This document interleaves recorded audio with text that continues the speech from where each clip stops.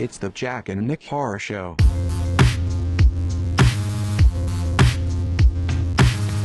Nick, there was a big release this week. You mean in horror? No, I mean from my pants. Yes, and See, horror. I knew better. I haven't seen it yet, though. Me neither. The thing from your pants. Me neither. The horror. It is horror. Look, I'm going to see this horror movie that came out, which is called Us, soon.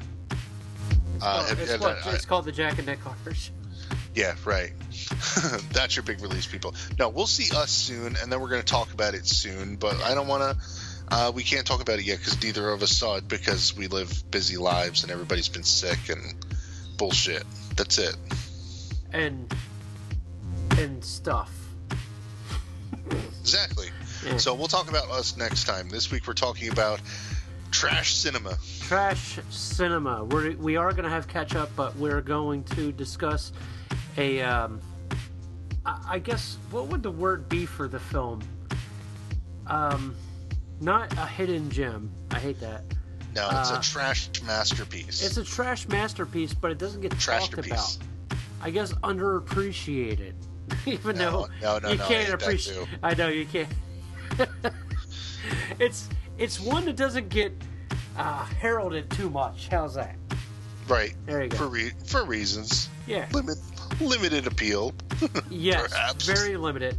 This show may be our least downloaded show. But we've always wanted to talk about this movie for the past, I think, how long we've been podcasting now? 7.5 years? I think for the past 7.5 years we've talked about how we need to do this one day. And now that day has come. And then there's people that are listening to us and they're like, 7.5 years? Well, this show is not that old. Well, you can't find the other one because somebody didn't pay the bills. So let's talk about the movie where they also barely paid the bills to make it. It's Terra Firma. Terra Firma. Continue.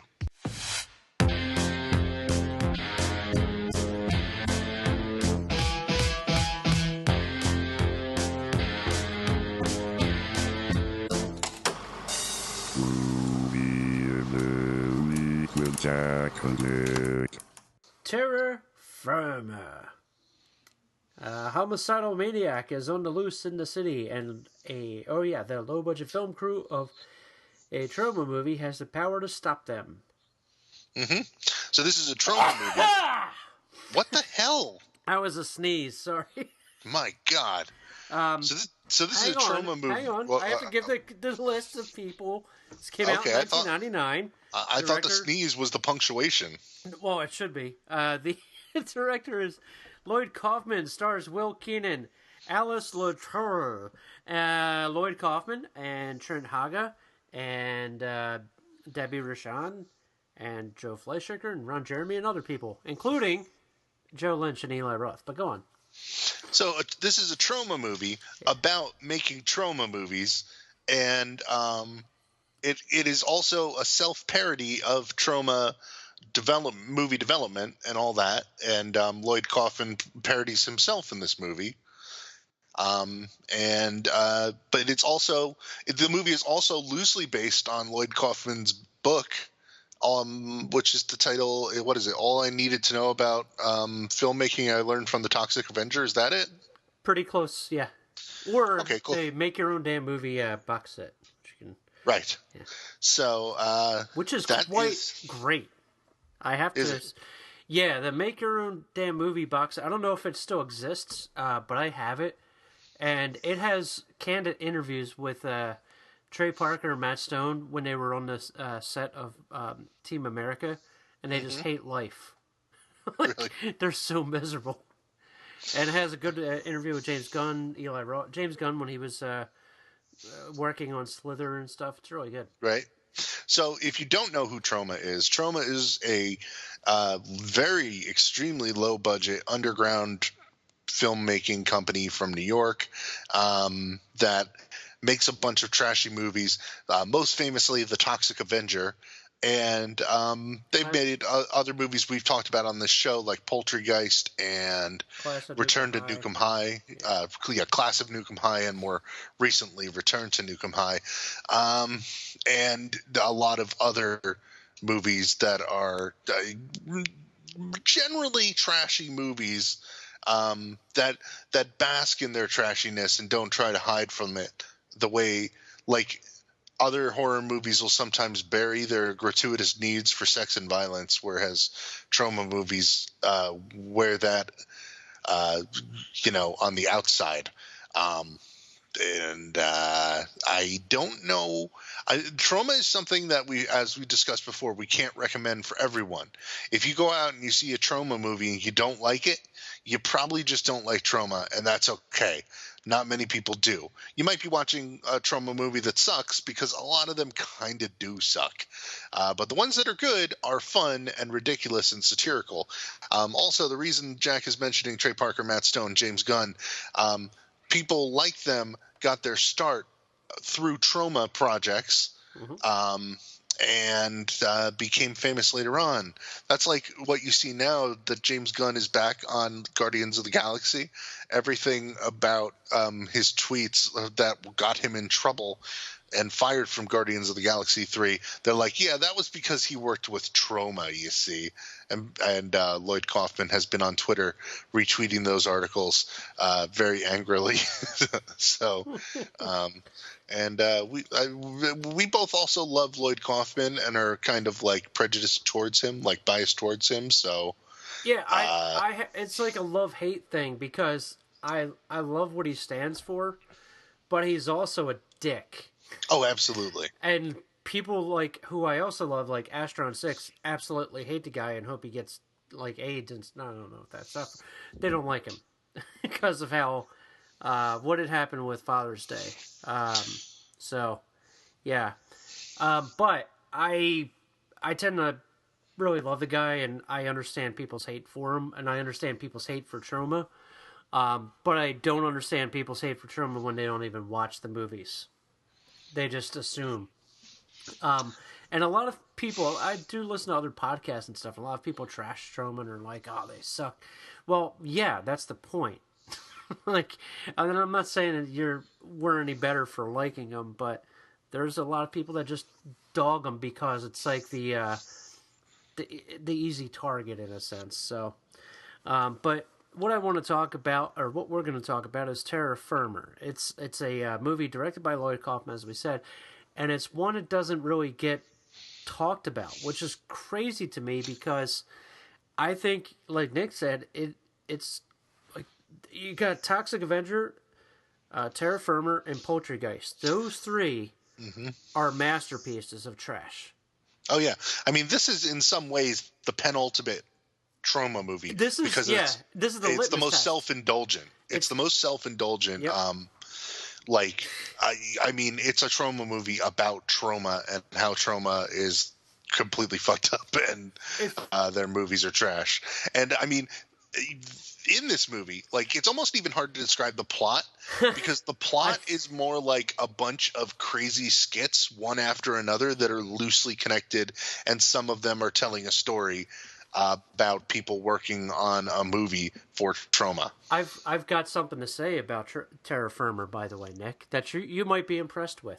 What's that? Okay. Have you seen Moulin Rouge? Never. You asshole. Okay. Sorry. I'm making like a really like good Burt Reynolds face right now. Just like, okay. I only know one Burt Reynolds face, and it's smiling, tipping his hat, and then making a finger gun. It's the one where he's rolling the chewing gum in his mouth. Oh. It's that one. Actually, I do know that one. Okay. So, for those listeners who are listening, if you have seen Moulin Rouge, and Terra Firma, you'll get this. Terra Firma opens just like Moulin Rouge, where it's almost unwatchable. Where, like Nick said, it's just random skits and just constant people going, whoa! When I saw Moulin Rouge in the movie, and there's a reason I'm saying this. The opening of Moulin Rouge, if you know, people that have seen it, not Nick, Right. the movie is exactly like this. And it is just so eccentric and crazy and just like, look at me! Oh, it's like Adam Sandler, Right. but like times 10. I mean, just for the people who haven't seen Terra Firma starts with like newsreel stuff that's like a serial killer's on the loose, and then it shows like this lady like tearing the leg off of some dude and beating him to death, and then it shows like some credits, and then it's like then it shows the lady like walking up to a pregnant lady and tearing out a baby from her stomach. Yeah. It's like it hits you right over the fucking head with a fish right away, right? And then it shows a guy dead in a pile of cereal for the serial killer, and they make the serial killer joke.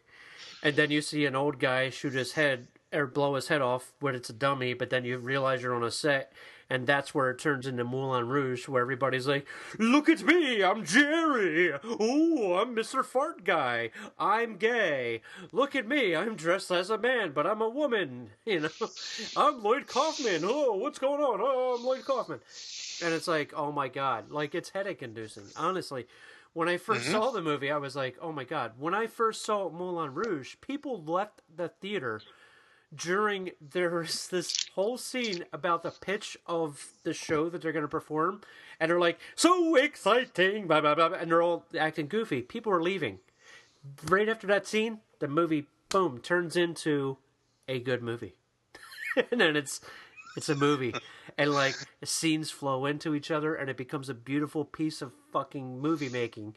I love Moulin Rouge. I am not afraid to admit it. And I love Terra Firma, and I think that Moulin Rouge took from Terra Firma, because, Nick, when you do watch Moulin Rouge, because I know you were into musicals and stuff because you performed them when you were younger, the guy that is in this, the one that has the mustache with the tank top, there's a guy just like that in Moulin Rouge. Exactly like that. The one that I said that looks like the dude from Serbian film. Exactly like that. Anyway, so, when all that shit does calm down, this is why I was saying this is the litmus test for Troma. If you can get past the first 30 minutes of this movie, you can watch any Troma movie and have a good time. Absolutely. I agree with you 100%. I think that the opening of this movie is the bar. It's like it's almost like they're like much like with the Greasy Strangler, which came out much later, so again, it's more like one, chicken and the egg in that case, in which case this movie's the egg.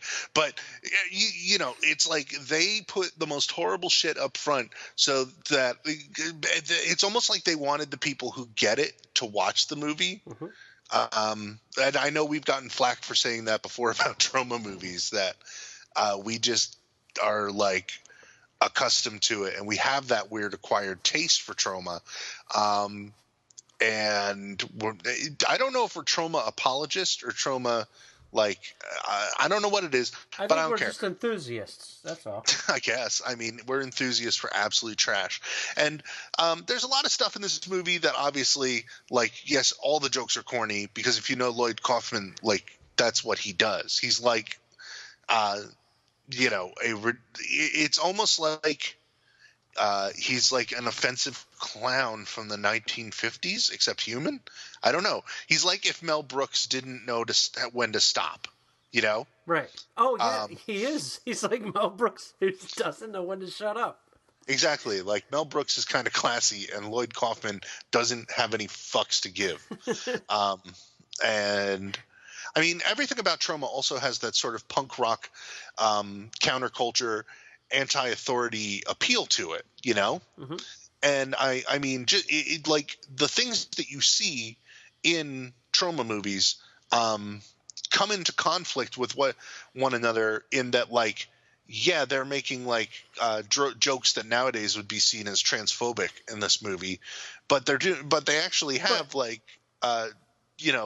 transgendered people in the movie, and there are some things in this movie that are horrible jokes and horrible things that come out of people's mouths that would never come out of someone's mouth in 2019. Maybe And that's why nobody talks about it. maybe. I mean, look at the ending reveal in this movie. That's just like, Well, that's what I was going to say. And people, we're not going to spoil it. However, the ending of this movie has been done so many times in other films. Slasher movies. and like pretty much poorly almost every time, where it's like stupid. And then this movie is like, let's make it as incredibly stupid as possible. So stupid that it is horribly offensive. Yeah. And there's a beauty in that. There's a beauty in making things so classlessly terrible that it's like you can't even insult it because it's daring you to insult it. Yep. And that is like a level of self-awareness that like very, very few movies or very few like absurdist humorists could ever hope for, you know? And I point to The Greasy Strangler again as a recent movie that does exactly that. Like when we talked about that movie on this show, what did I say again and again? It is daring you to hate it. Mm-hmm. And then just when you think, no, I can stomach this movie, it goes further to say, no, fuck you, you really can't. Yep. Rudy Tooty Disco Cootie. Go watch it. Go watch that scene specifically, and then you know that you have wasted like an hour of your life watching this movie that is just a challenge to get through. Yeah. And it's wonderful. I love that horrible feeling, you know? Yeah. I love – because, like, to me, when I watch something like this – and this movie, like, every scene in Terra Firma has, like, gross-out humor. And it's not boring. It's never boring. No, it's never boring because it's moving so quickly from idea to idea. It's almost 2 hours long. Right. That's the worst part. It is a trash epic. It is. It feels like it goes on forever. Mm-hmm. The first time I saw this, I want to get into the people in it too, who I absolutely love the acting in this. I don't know why, but I do. The first time I saw this movie, I went over to my friend Greg's apartment with my then girlfriend, and we were trying to think of what to watch. And he loves that movie, A Dead Hate to Living. I do not. And he was like, come on, we gotta watch that again. I'm like, no, we don't have to. So he's like, well, how about we watch Terra Firma? And I didn't know Terra Firma. I knew Troma, but, you know, I'm just like, Terra Firma. And this is like right after it came out. And he goes, yeah, he's like, you gotta watch it. I said, okay. So we watch it. My girlfriend was so appalled. Right. By this movie. She was just like, and I'm sitting there going, okay, what the fuck?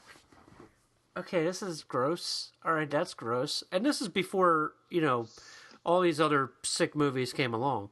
You could keep that in mind. And I'm like, this movie's fucking disgusting. There's vomit. There's babies getting pulled out of stomachs. There's fat guys getting torn apart in escalators. It's just fucking nonstop, like pickles going into pussies, like whole bunch of stuff. And I'm like, what the fuck? There's like a guy who's like a mongoloid face pickle guy. Anyway, so oh yeah, I mean sometimes it's just unexplained. Like, yep, Sergeant Kabuki Man is in this movie repeatedly, and he just is, and you can accept that or not. So it's weird. After I saw it, I was like, you know, my girlfriend, she was always the type of person that was like terrified of like any horror movie, period. So afterwards, she's like, oh my God, I don't know if I'm going to be able to sleep tonight. I'm like, really? That was hysterical, but it was like gross. It wasn't scary. She goes, oh man, it was terrifying. I said, what? I don't know what's wrong with you. But I couldn't stop fucking thinking about the movie. And I went to Best Buy when they had movies, and they had Terra Firma there, and I picked it up right away. And I watched it repeatedly because I just couldn't get enough of it. I couldn't stop thinking about it. And what Troma did, like when they filmed stuff before, even with Poultrygeist, it looks like it was filmed in like 1979 or 1980. Right. I don't know how they do it. And there's no filter. They just the film stock. They must be using 16 millimeter because it looks like 16 millimeter, but it always looks like it's from like 1985 or 86. It does totally, and I think that is also fascinating because it's like it creates this aesthetic that runs through their movies, that you're watching a what do you call it, like their movie when it's that sort of thing, and what's that? Well, the cast. What's his name? I just want to run through them with your opinion on them. So, Will Keenan. And I have to look at. I'm bringing it up on IMDb, so I make sure I'm looking at the right people. He's the whatchamacallit, Tromeo from Tromeo and Juliet, but he's the pickle guy. Oh yeah, yeah. He is like playing in this movie. He goes from playing like. Well, first off, he understands exactly who he's playing in this movie. He totally understands exactly what the character's supposed to be like, and he doesn't overdo it, as a lot of people tend to in Troma movies. They tend to overdo it until his character goes completely insane at the end, and he becomes like bargain bin Tim Curry almost. A little bit, yeah. And it's tremendous. When I say bargain bin, I just mean because it's garbage and like wonderful. And it's a shame. He's good. He's a good actor. Right. And he's in a lot of shitty movies. He's in a lot of shitty movies. But he can act. And I don't think he's acting anymore. Like 2012 was his last movie, but yeah, that's his last credit on here. He was in some terrible one. It was some lake. Let me see, Wicked Lake. He was bad in that. Well, that movie, everything's bad in that. But yeah. Except for anyway. Well, I'll tell you about that later. But Trent Haga, he's the one that is the biggest success from aside from Joe Lynch and Eli Roth, but whatever. Yeah, because Trent Haga. Or Haga, whatever way you want to pronounce. I don't know how to pronounce his name. Haga. He wrote Cheap Thrills, Dead Girl. He just wrote a 68 Kill. He did the screenplay for The Evil Within 2. And No Evil Within. Wait, he was Killjoy? He was Killjoy in Killjoy 2 and forward, yes. I didn't know that. I never knew that. He also wrote the screenplay for Toxic Avenger 4 and starred in that for a little bit. He kind of is like bargain bin looking version of Steve Buscemi, except better looking than Steve Buscemi, but they could definitely play brothers. And he is so annoying in the beginning of the movie, but eventually you grow to like the guy. Now, if you ever watch the making of Terra Firma, which is like a 2.5, 3 hour documentary, same with Citizen Toxie documentary, which is Farts of Darkness, you are on Trent Haga's team the entire time. Because you get to see how crazy Lloyd Kaufman is when he's making a movie. He's like the biggest jerk off there is. Yeah, definitely. But, and the main girl in this, dude, she has very, very little credits. Her name, it's hard to, I guess it's Alice, what is it? La Tourelle? I don't know. But she's I don't know how really to say good. it. I mean, she's really good in this. She seems like she's completely out of place what she's playing. And she just grows. Dude, when she's joking with Will Keenan in the Seinfeld diner scene about, like, they were doing the pickle thing and then she was making jokes and then she puts the tampon up to her mouth. Oh. It's goddamn funny, man. My God. That scene, I remember the first time I saw the scene where they're in, like, they're having lunch and, like, it's playing, like, the laugh track as if it's a TV show. Yeah, and they're playing the Seinfeld thing. Right, for no reason. Yeah, like, that's what makes it great. Exactly. It's like suddenly you're watching a skit, and it's like The State or SNL, and it's just going from thing to thing that's loosely connected at times. But you're like, why? Yep. Why is this happening? And it's because, like, did they write a scene that was like intentionally poorly done so that they could add this and make it seem like, I don't know, you know? The Toddster. The Toddster. Dude, the Todd Stern, that's his only acting credit. Right. And he's great. He's like Stifler grown up. Oh, man. And every time this guy, the Todd Stern, for people that don't know and are still listening, or most of them have already turned it off, but every time Todd Stern shows up in the background, he play Todd Stern for no reason. I know. It like is the absurdist humor that we like. There's Right, absurdist and it's like humor that- that sucks, but this is the good stuff. Go on. I know, exactly. Like, that is like the type of thing that totally gets me. Like, yeah, exactly. There's that, and there's this part where, well, I mean, there's one part where they cut to, and it's suddenly like news reporting on the scene as terrible things are happening, right? And a woman is just screaming like crazy, and the reporter comes up to her to ask her questions, and for no reason, it's Lemmy from Motorhead. Oh, yeah. It's just like, this is Lemmy reporting on the scene. Like, why? And he does show up again at the end for the public service announcement that is also equally stupid. Yeah, there's incredibly ridiculous things here. It's one of the worst movies ever made. Absolutely, and I'm saying this as someone who just praised it for a half hour. Right. It's absolutely. Understand, a lot of the humor and jokes in this, just like everything, fall flat, like way flat. Right. And also, I forgot to mention. Holy shit, Carrie Kenny is in this too. Is she? She played the woman with the eyeball in her mouth. Oh, I didn't know that. That's what it's. Hang on a second. Let me look this up real quick. Sorry, I know the listeners are like, fuck. Oh yeah, no, they love this part where you go and look. Woman with the eyeball in her cleavage. Oh wow. That was Carrie Kenny. But who is it? Joe Lynch is the one that has. He's dressed like Abraham Lincoln in one shot, and it's towards the beginning, and then he has the clothespins over his face. Yeah. And Eli Roth's just in it for like a split second. This is like one of the movies that he worked on.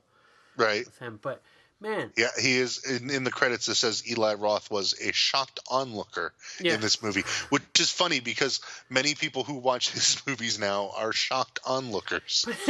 Doesn't the one thing I truly do love about this piece of shit is just like even the location. It feels like they got cameras, set them up in their backyard, and filmed a bunch of stuff like they're on a big movie set. Oh, absolutely. A lot of it is just guerrilla filmmaking, especially like your favorite scene where the fat naked dude runs around the city. And it's my favorite scene. Because you've talked about it so much over the years. It's vile. Like, look, it is. It's vile. Like, I'll look. You can flap dicks. I don't care. I'll look at. It was like, oh, here's a dick in a movie. Who cares? I don't care. I don't get upset about that shit. But like, when it's a guy who's got like a little rice dick, and they zoom in on it. Oh yeah, at extreme close-ups on the sidewalks as he lays there on the sidewalk in New York City, just writhing as people just walk past him. Yeah. And I wonder about like the mechanics of how and it's a montage. It's not one place in New York City. It is every tourist spot, like going to Times Square and shit. And him, like I picture in my head, they must have drove up with a van, jumped out with the cameras, they did. Threw him out there. He goes running past people naked and then jumps back in, and then they are like, got it. That's exactly what they did. Like in the making of this thing is wonderful. It's absolutely wonderful. Mm-hmm. Like to see all the stuff that they went through just making this. It's absolutely great. That's the one thing about Troma movies that people forget. Like, and I've said this about a million times before. If you could ever get your hands on a documentary made about the making of a movie that, like this or the Citizen Taxi one, just watch them. They're extremely long, but they're definitely worth it, especially if you're if you're an independent director or wannabe director or writer or whatever. Just watch this and you'll see all the hell that actors go through, the director goes through, the crew, everyone. It's just, and this is like, yeah, I'm not talking trash on it. It's really really good. And if you hate the movie, it's at least you have the documentary to watch. Right.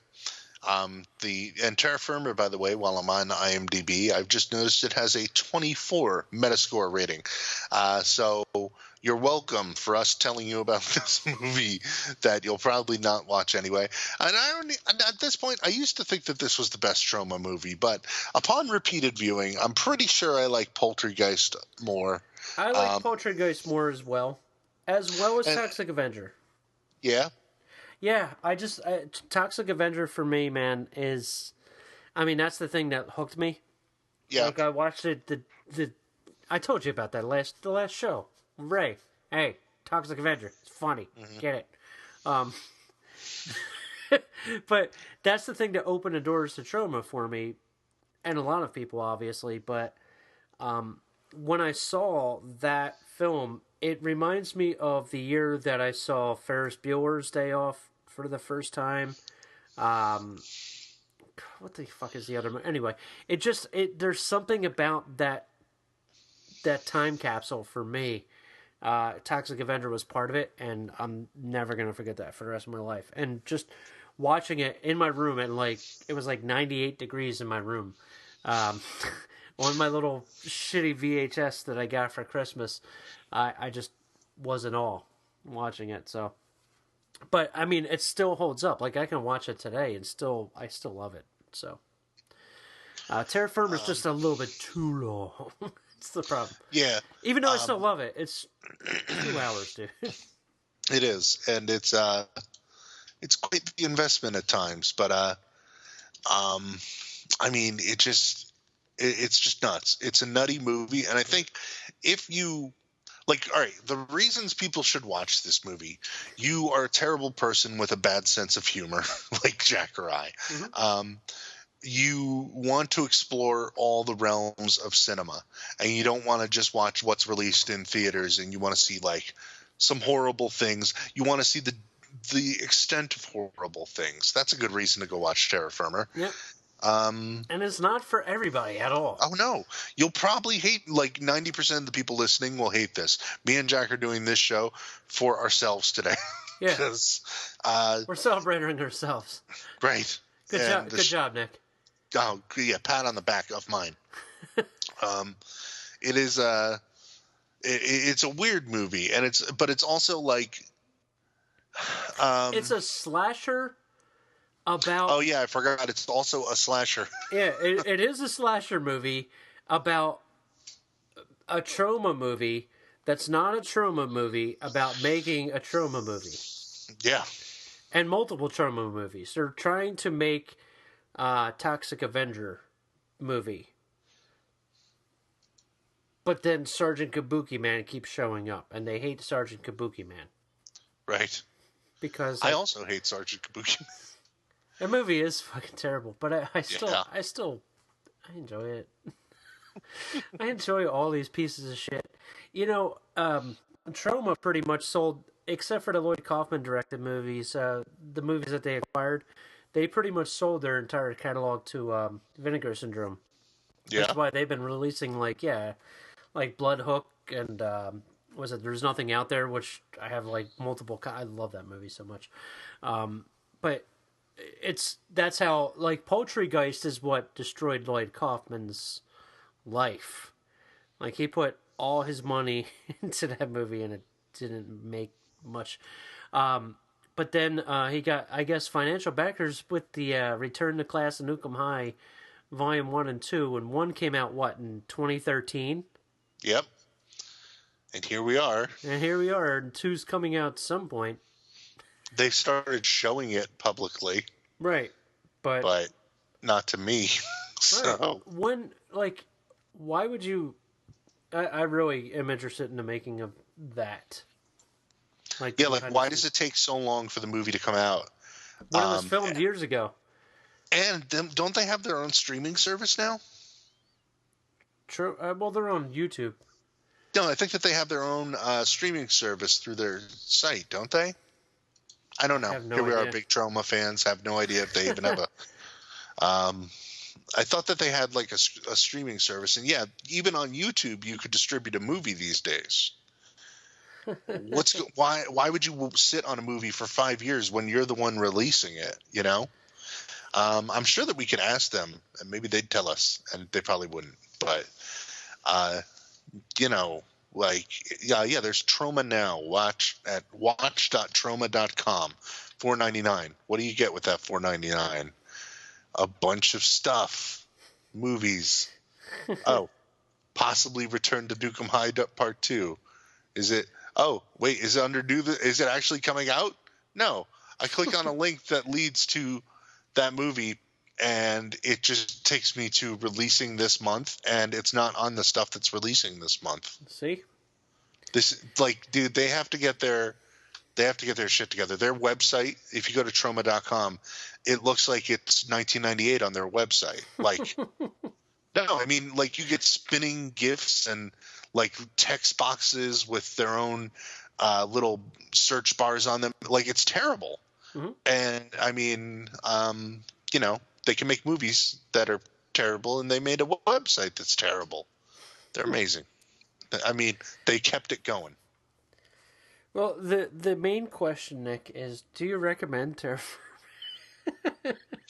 I've already said I cannot possibly recommend it, because it's like you're gonna be like either into it or not. Just go watch the trailer on YouTube. It's on Amazon Prime, actually. So you know what? I recommend it if you have Amazon Prime and you're kind of curious from hearing our description of it. You should go and check it out. Yes. Don't blame me when you hate it. Now, for those that are tired of listening to us talk about this, we're going to talk about other movies. Right. Stuff that we've seen that I can't wait to kind of talk about. Good. Yeah. So let's do it. All right, we're gonna do it. We're gonna do that now. After this quick break. So a movie I saw recently, also on Amazon Prime, is a documentary, and it's about something we just talked about. It is Greetings from Tromaville, and it is not a very good documentary. It is basically like, you know, when documentaries are good and they tell a story without having to like stop a lot and they cut out all the bullshit. This one doesn't really do that. So this movie is about the history of Lloyd Kaufman and Troma Films, basically. And in it, it jumps from like interview with Lloyd to interview with Lloyd to interview with Lloyd to interview with Lloyd. Each of them recorded at a different place, or, you know, in his office or at a con. And each of them seemed to have a different volume level and stuff, which is really obnoxious when you're sitting there trying to watch. Or they talk to different people who were in his movies, or different, in quotes, film historians. You know, take that as you wish. So anyway, it is really boring and really long, and covers almost every movie Lloyd Kaufman ever made, with him adding sound bites about it. And that's totally ridiculous. When you make a documentary, like, be focused and keep it moving. Don't just sit there and like, yeah, and then on this movie, blah, blah, blah, you know? Mm-hmm. And I mean, granted, there's like really interesting tidbits in here and there, like him talking about how he was in scene in Rocky. You know, he was in like one scene of Rocky for no reason, playing a homeless person. And like, that's cool. I hadn't seen that before, you know? Mm-hmm. And I don't know. It just was long and kind of boring. So I fast forwarded to the parts where they talk about Poultrygeist and Terror Firmer and a few others, but not. I mean, I can't even recommend that one unless you just want to fast forward through it or really love Lloyd Kaufman or our Lloyd Kaufman, whatever. Oh, he watches his own documentary. Yeah, why not? I thought it was decent. Like, I understand where you're coming from, but I watched it like I did a half watch on it. Mm-hmm. Like, it was like a background movie. I got a bunch I watched, Nick. Really? Yeah. I have a few others that I watched, but Well, one I want to mention is Possession of Hannah Grace. I watched The Possession of Hannah Grace. Why, you might ask? Well, one, it's rated R. What is that one? I don't even remember. I know. It just came out in the theaters and I went. Oh, I remember. So this is the one where a girl is like working in a morgue. Yeah, it's kind of like a ripoff of Autopsy of Jane Doe. Mm-hmm. That's pretty much what it is. Okay. Except it's not as good as Autopsy of Jane Doe. It's not bad. It's not bad. It's it's one of those things that I've noticed this. There's something that's always bothered me about one thing about modern horror that bothers me is that it takes itself so fucking seriously. And that's where things become blah. You know? There are modern horror movies that are fucking fun and ridiculously great. I'm not saying all modern horror, because there's too much modern horror, as we discussed in the last episode. But the thing about this one is that the girl that's in it, not Hannah Grace, the main girl is a recovering addict, and she has a sponsor, and she works in a hospital, and everything is just depressing and moody, and she's just so, it's like, I get it, but when you make a movie where your character's just depressed, then people around watching your movie is gonna also be depressed. You know what I mean? Yes. It's that thing where it takes itself too serious. So it's not a bad movie. It has some cool stuff in it, but it's almost like a paint by numbers kind of plot.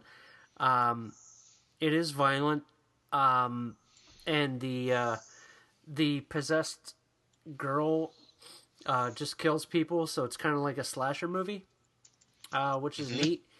But it's, it's like, okay, all right, this is a movie. So I heard a lot of good things about it, which was surprising. So I'm like, okay, I'll check it out. And then I'm like, oh, okay, it's this again. Okay, all right, cool. So it's not bad, but it's not great. It's middling. But go on, sorry. No, that's interesting because I actually did see the Autopsy of Jane Doe recently. That was one of my other movies. Yeah, I just saw it recently. Fucking great, isn't it? It was better than I expected, definitely. I mean, I wouldn't say it was like movie of the year or anything, but surprisingly good for a theatrical release that was a supernatural horror movie. I think it's one of the better movies. It's simple. And the thing is that you like the characters, the father and son, right? Right. Mm-hmm. They're fun to watch. Like, you don't even give a shit about Jane Doe because they're fun to watch just doing their fucking job. Right. And there's so many parts in it that are like, oh, this is going to be a fucking problem. Like when they open her up and they're like, wait, it seems like, and I mean, it's not a spoiler to say, because it's in the trailers, but they're like, oh, wait, it looks like she was used in some kind of ritual and we probably shouldn't even be touching this body, right. Mm-hmm. I mean, granted, you have Brian Cox and Emile Hirsch, who are both great. Right. But, like, they're not, it's not, that's a fun movie. It takes itself seriously. It's handled serious. It's not goofy, but it's handled better than the Hannah Grace movie, Mm-hmm. Yeah, it's more watchable. I understand exactly, because it's like, I mean, it's why I don't watch many modern, like, supernatural, ooh, there's a ghost movies. Right. It doesn't do anything for me at all. Yeah. Like, I've seen it, I'm done with it, thank you. Move along. The brooding, like, people just are fucking annoying. I hate it. Like, oh man, I'm so depressed. Why? Fuck it, let's go get some coffee. Okay, let's just get decaf, because caffeinated just is bad. Okay. Sorry. It's okay. I get really agitated with stuff. It is just yeah. I mean, it's dull. I understand. And I got that vibe from the trailers when I saw it, that it was probably going to be exactly that way. And it's one of the reasons that, like, even when you mentioned it, I didn't remember it, because I don't remember movies like that. They just come and they go, man. The good thing going for it is it's rated R.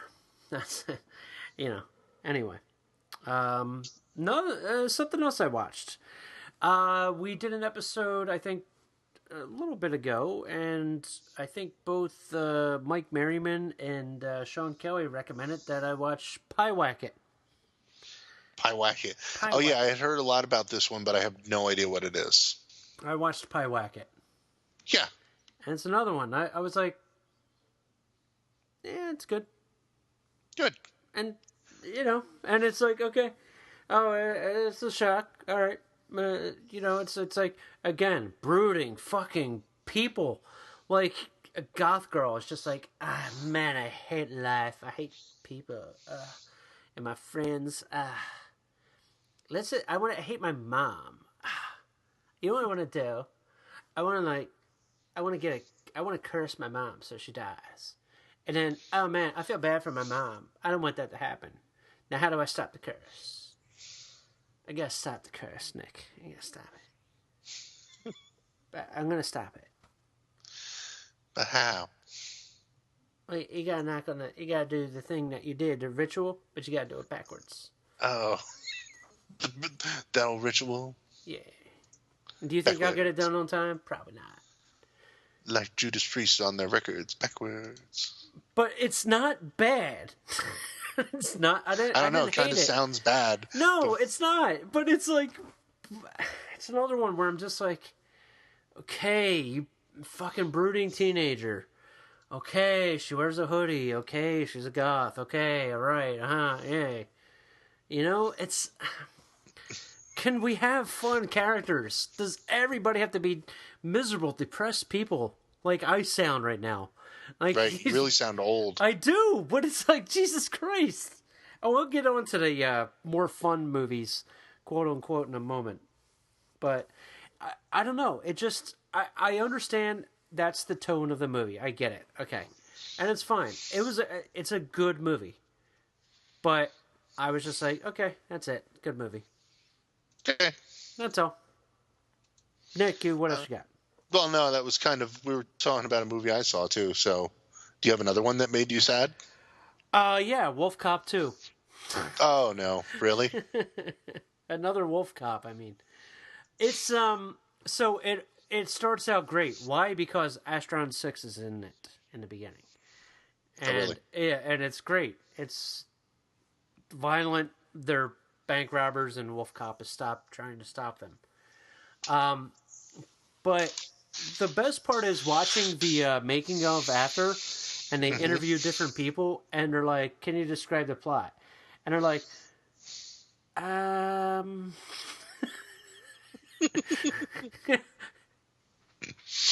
the actor's like, "Yeah, I knew we were going to be making Wolf Cop 2 when we went to the premiere, and I saw the end credits. It said, 'Coming soon, Wolf Cop 2.'" Right. And he goes, and then we're filming Wolf Cop 2 shortly thereafter.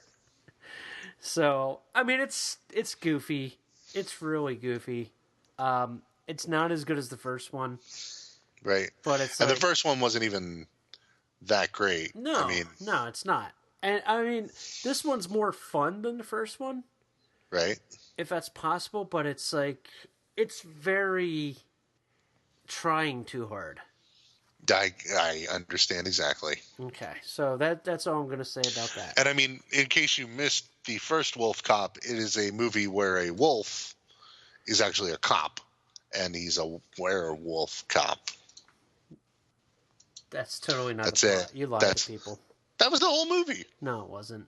Stop lying. Oh. Doesn't he have sex with a car, or is that another movie? So, speaking of boring, I watched Lizzie. Is that a Lizzie Borden movie? Yeah, the one with Chloe Sevigny and Kristen Stewart. Oof, I did not see that one. I saw a different one years ago. The one, One with Christina Ricci. Yeah, well, I don't know what it was called, but she plays Lizzie Borden. This Anyway, so Lizzie Borden was a serial killer in the 1800s or something. right, and this one is like a different take on it. And let me put it this way: it's called Lizzie, but it has 2 Z's. It should have about 12 Z's. Yeah. Because I found it very difficult to keep it. Like Kristen Stewart and Chloe Sevigny get naked in it, and even that couldn't keep me awake. Like I was like, all right, can we? Come on. Well, I'll check Google for that part. Yeah, yeah, they're naked. Great. Oh, Overlord. I saw Overlord. Oh, did you? Now this one was a movie about Nazis fighting a monster or something. Or no, the Nazis were making monsters. They were making monsters. World War II soldier dudes find them. Not making monsters necessarily. It's not like Frankenstein's Army, which people suddenly love. Oh, really? Yeah. There's like a resurgence of, oh my god, I love Frankenstein's Army. Like the young generation, they love that movie. I'm like, it's fucking god awful. It's terrible. Yeah, that was trash. The cool looking creatures, but that's about it. Right. It was junk. No, it's like they inject people with this serum that turns them into monsters or like half dead, unstoppable killing machines in a sense. Right. And it's fun. I liked it. Kurt Russell's kid is in it, and he is Kurt Russell. Really? He's great. I love him. He's like one of the highlights of the film. And it has really cool opening, like very, very loud. If you could watch this in a loud environment, it's really cool. But it's a little here and there. It has like a couple moments that are just kind of like fishy and bullshit. But really, for the most part, it's all right. It's good. I enjoyed it. It's fun, goofy movie. Good. I mean, a lot of people really like that and put that on their year-end list. So yeah, I mean, I think I can see why. I mean, I wouldn't, and I didn't. I didn't see it until after, but I do have more. Do you have more? Oh, really? Oh, yeah, I got a lot. I feel like I do have one more that I saw and I already forgot. So that must not be a good movie. Well, I'll go through these 3 very fast, or 2 really fast.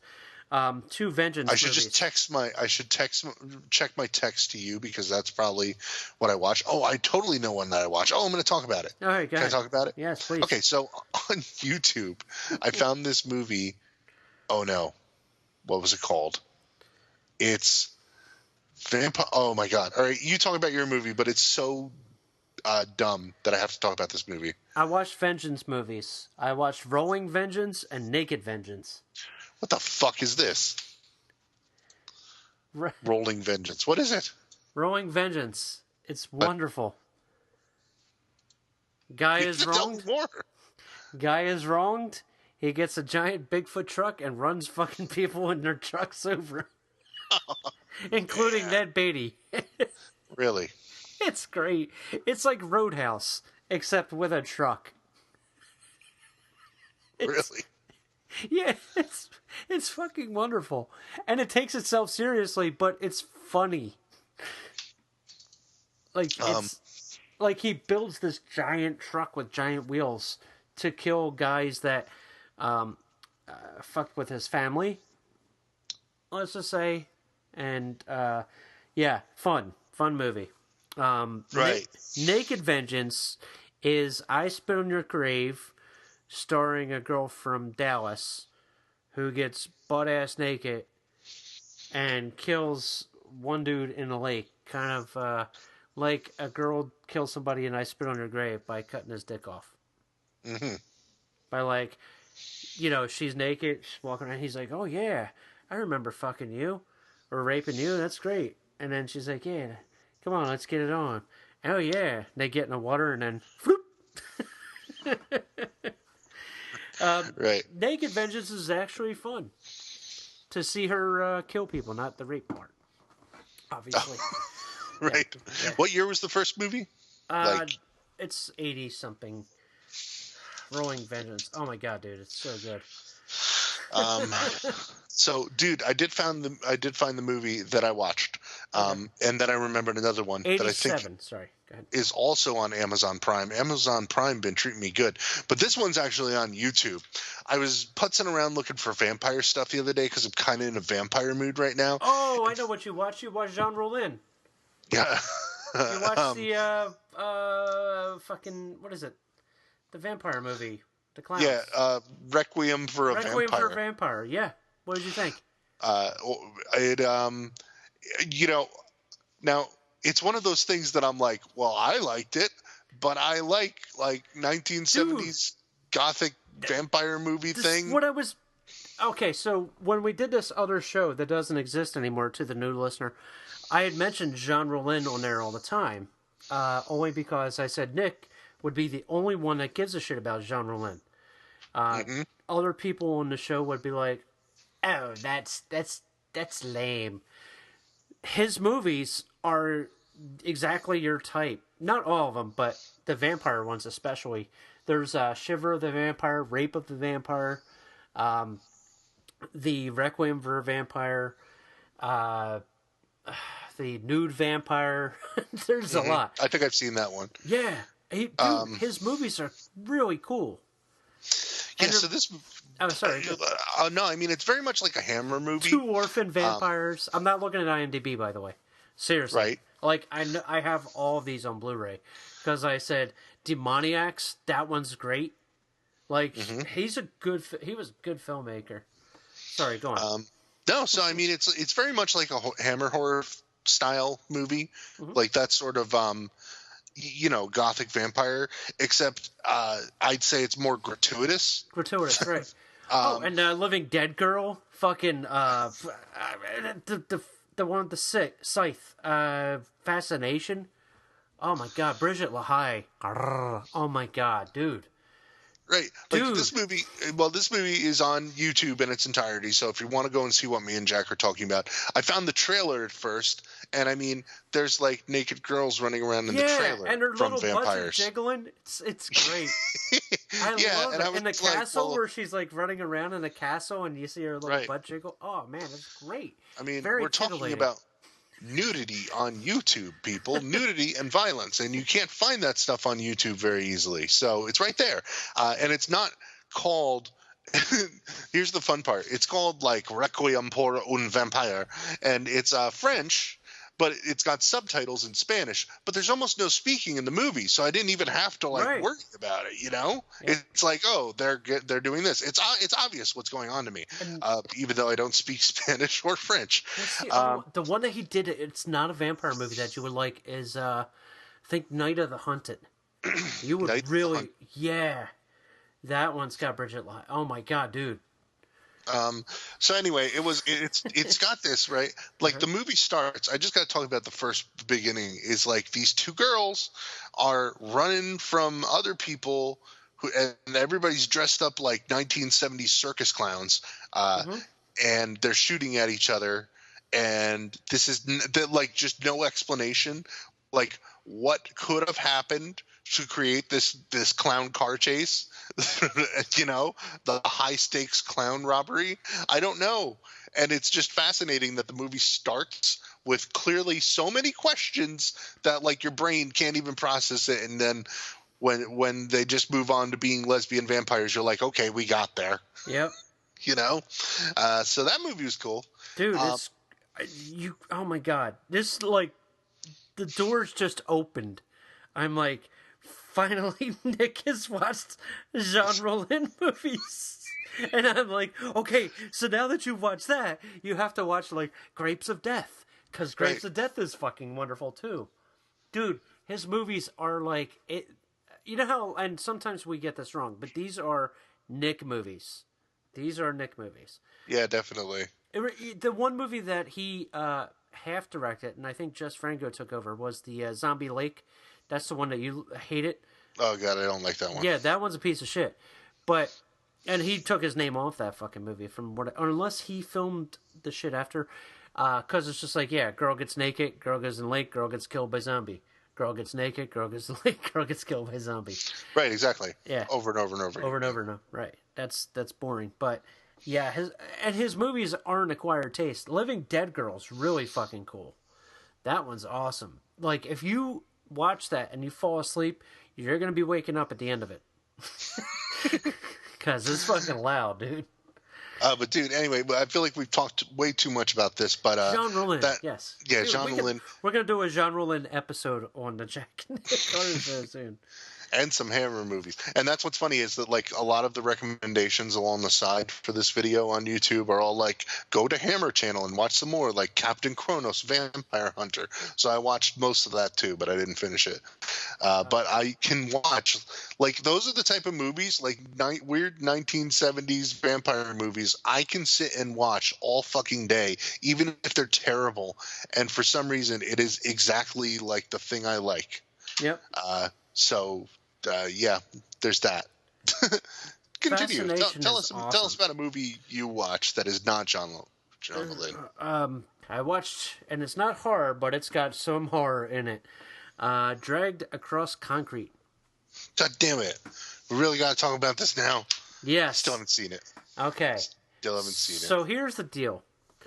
People hate this guy, but they love this guy. But the people that love this guy get talked trash about by the people that don't like this guy, because they're like, he's like Quentin Tarantino. Mm-hmm. Where his movies are long, lots of dialogue. He writes them all. He's got Bone Tomahawk, Bro and Cell Block 99, and now Dragged Across Concrete. Mm-hmm. And the guy is very non-PC. He don't care. Much like Quentin Tarantino is. But, okay. If you like did you see Bone Tomahawk? No. Okay. That nor Cell Block 99. Okay. All movies I plan on seeing someday. Okay. So, I mentioned to you this in text. I'll tell people our personal history here. Brawl is kind of like a penitentiary, or a violent prison exploitation movie, and it's a long fucking movie, but goddamn, it's good. And when you want to see people get their faces smashed in, that kind of happens in this movie. That is what I want to see. People do get dragged across concrete in Brawl and Cell Block 99, by the way. Remember that other movie, Terrifier, where there was that scene that everybody talks about with the cut down the middle thing? Yeah. Yeah, a more graphic and violent version of that happens in Bone Tomahawk first. Great. And it looks real. Like, it don't look fake. It looks real. Right, in Terrifier, it looks very rubbery. It looks real. In Bone Tomahawk. I don't know who does. In Cell Block, by the way, some of the gore in it is laughable, but it's laughable on purpose. So this one, oh my god, it's a 2 hours and 36 minutes long, which is too long. Basically, it's a potboil movie where you have two cops, a guy that just got out of prison, and these three foreigners from like Norway or something, that all come together for an explosion. Let's say. And the cops want to rip off the foreign people who are trying to steal gold. And the guy that got out of prison is going to be working for them. Mm-hmm. Oh boy. Let me tell you, man. I would recommend watching it when you have the time to sit down and watch it. It has very, very tense moments in it. So tense that you're gonna probably...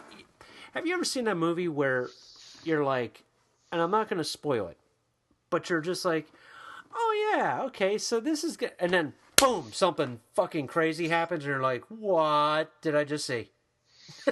Yeah. That's what this movie has.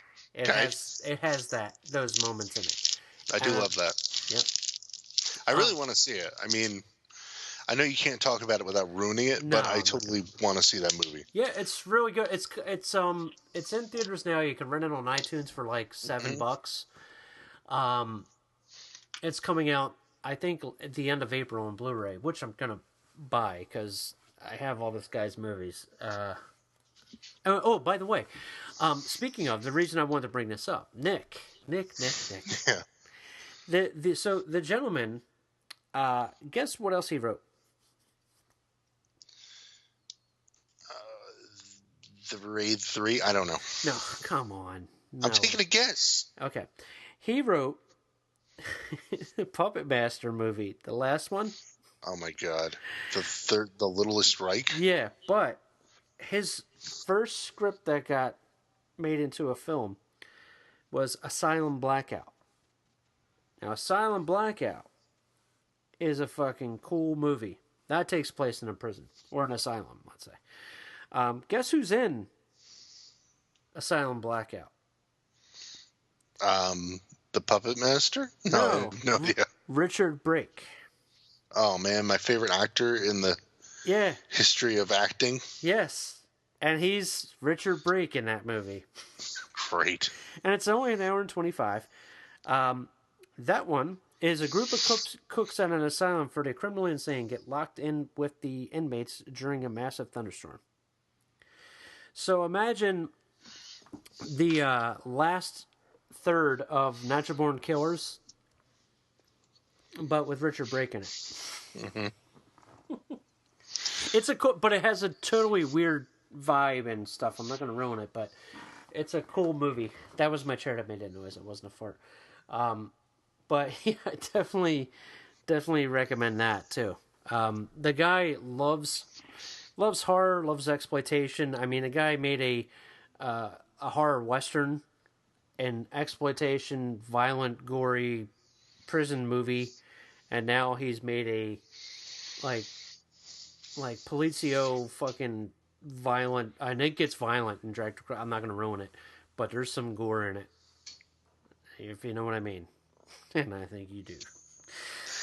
So I did see one other movie I want to talk about before we close out. Oh, yeah, sure, no problem. Since we're in the section of not horror, but tangentially created. Oh my god, I'm losing my speech.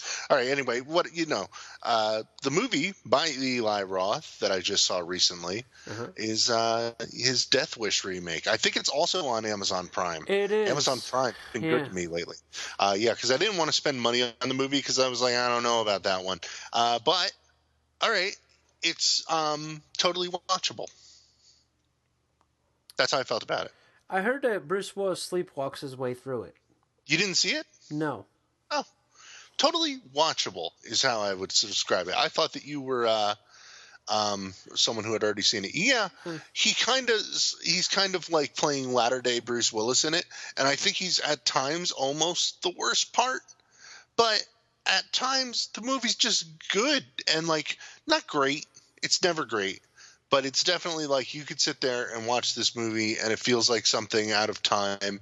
And it's not the worst in the Death Wish series of movies because they get pretty stupid. And I've never even seen, I think there's Death Wish 5 from the original series, the Charles Bronson series. I love Death Wish 5. Really? I love 3, 4, and 5 more than 2 and 1. Yeah. Well, 2, I don't really like 2, but 3 is kind of ridiculous. I can't remember. I feel like I've seen 4 and it was the same movie as 3. I don't know. It's the rocket launcher. Right, the rocket launcher one.